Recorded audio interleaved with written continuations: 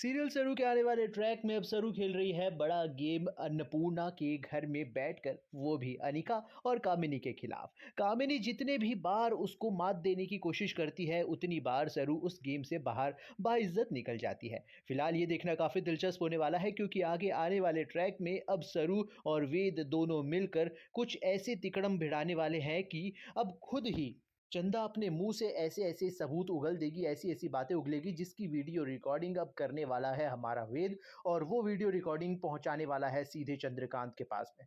ताकि चंद्रकांत को वो सच्चाई दिखा सके और ये बता सके कि ये जो चंदा नाम की लड़की है जिसको आप अपनी बेटी समझ रहे हैं, वो आपकी बेटी दरअसल है ही नहीं, कोई चोर है, बहरूपिया है और ये उसके मुँह से खुद के मुँह से ये बोला हुआ सच है। फिलहाल तो ये देखना काफ़ी दिलचस्प होगा क्योंकि अब चंदा सबके सामने ये कहेगी कि ये सब कुछ एआई से किया गया है, लेकिन ऐसा कुछ भी नहीं है।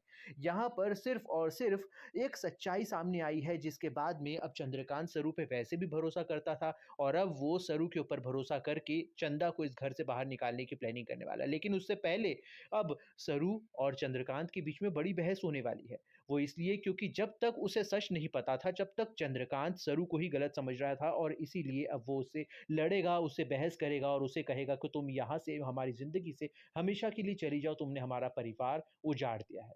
लेकिन अब देखना काफ़ी दिलचस्प होगा क्योंकि अब वेद की मदद से सच जो बाहर आने वाला है।